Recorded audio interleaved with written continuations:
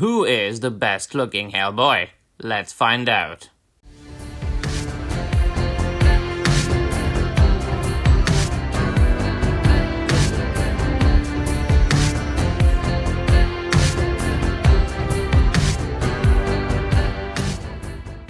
Wes, hi everybody and welcome to another video. Let us make another Hellboy video, shall we? Why am I making a second Hellboy video in 2 or 3 days? Well, simply because Hellboy has always been one of my favorite comic books of all time. Full stop. 100% in my, listen, top 2. Oh yes.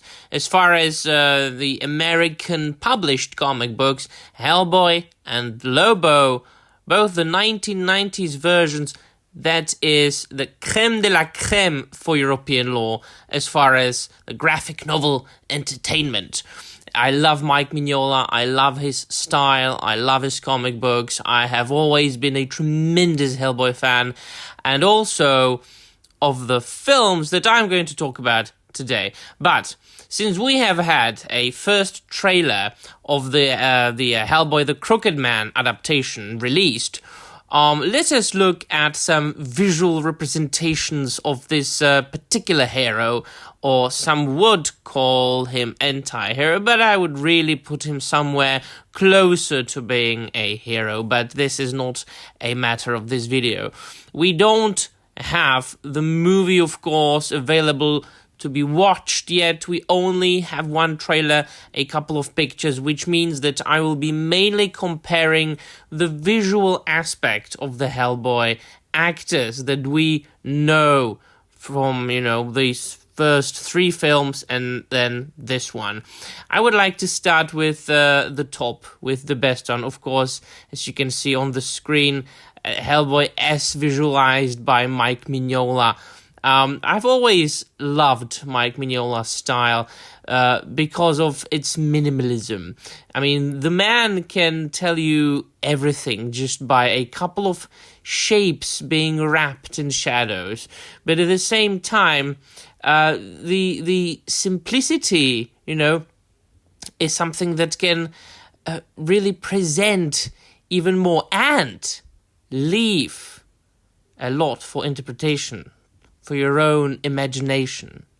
And that, if you see any interview or read any interview with Mike Mignola, he has been, in his entire work, inspired by, H.P. Lovecraft and, like pulp stories and monster stories.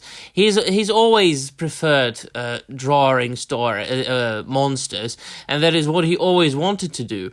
And so just, which you can see there on the screen, tentacles. I mean, you can see Lovecraftian / Cthulhian inspiration throughout his entire work. And what is also fascinating, and what it might be one of the main reasons I like the Hellboy story so much, is the inspiration, and in many cases, like semi-adaptation of many myths and legends and folk tales from all around the world. Verging from European myths and legends and folklore to, Japanese, but even American. And we are going to venture into that in the newest film. So, without further ado, let us look at the Hellboy representatives as they went chronologically. Ron Perlman, of course. I mean, he is probably most likely and quite deservedly the most popular and the most famous Hellboy of all of them, not only because he was the first actor to portray Hellboy in a live-action film, but also because those 2 films, Hellboy and Hellboy the Golden Army, were fantastic films.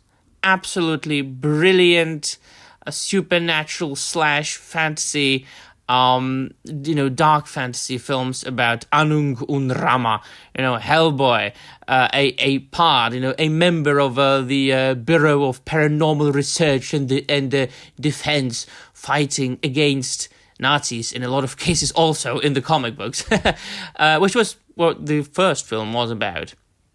But not only that, it needs to be said that it wasn't like the most faithful of all adaptations, but none of these 3 films that we have had so far are.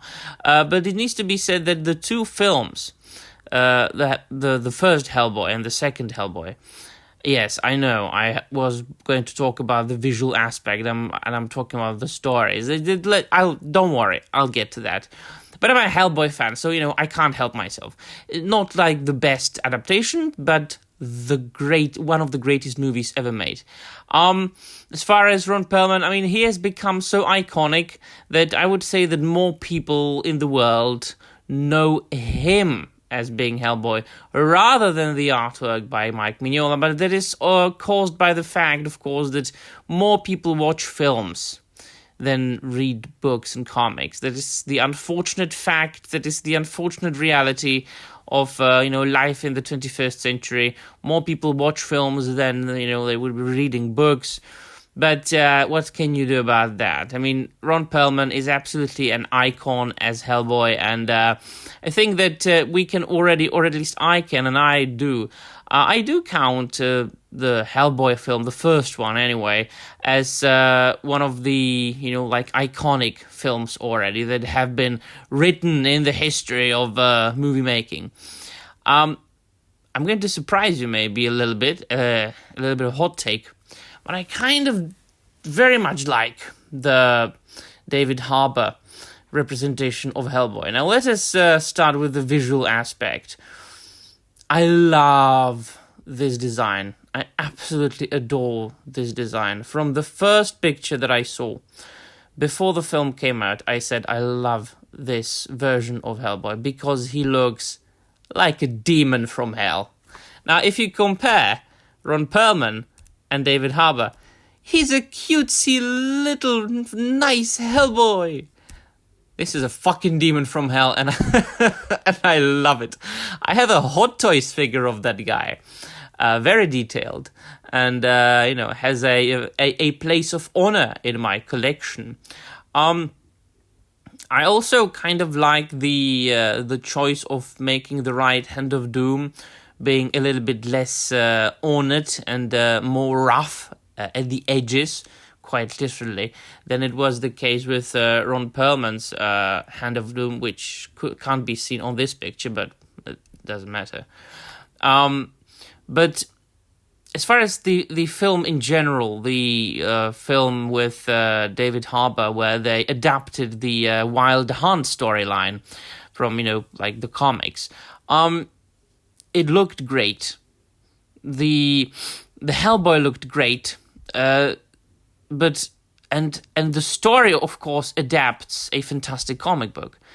The movie had one problem, and that is editing. And I've even listened or read an interview with a director who said that there was too much studio interference, and that in the end they did not allow him to make the film the way he wanted to, and that a lot of it was done in post-production. And so I'd say, and you can see that when you watch the film, it is very badly cut. It is very badly edited. They had great potential.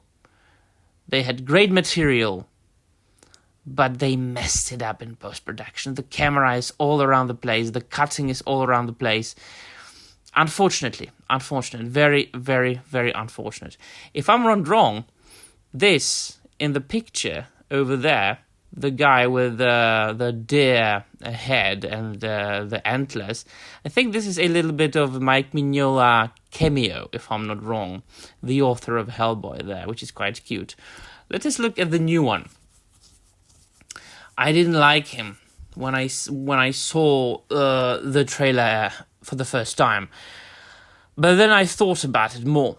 And I went like, right, so if I'm not wrong, and I might be wrong because it has been some time since I read the Crooked Man comic book, beautifully illustrated by Richard Corbin, by the way, and written by Mike Mignola. I think this is set in the past. This isn't set in like the modern times, in the present time. So I suppose that this is a younger Hellboy. But if I am misremembering it, please do let me know in the comments down below. But let us suppose that I'm right. And this is in the past, like in the middle of the 20th century, I suppose, somewhere around this time. This is a younger Hellboy, I think, than these two. So it's quite obvious, that he will look a little bit younger, and he does. He has got, as the only Hellboy of the three, the shoulders. The Hellboy shoulders by Mike Mignola, very famously. Mike Mignola's Hellboy has basically no shoulders. He is skipping shoulder day, like a lot. And, when you look at Ron Perlman and Harbour, they both have, like, very wide shoulders, like they're buffed men. He's got the Hellboy shoulders, is the only one. So, that's the plus there. Other than that, it seems that he's the paler, the palest of the three. But that might be caused by the fact that this is a picture taken in a direct sunlight. And Hellboy isn't really supposed to be depicted in direct sunlight. He's a character that looks the best wrapped in shadows and darkness. Right, so, my rating? My rating is that Mike Mignola obviously wins. As far as the aesthetics, I like Harbour the most of all the actors. Just, pure aesthetics. I'm not talking about the quality of the film now.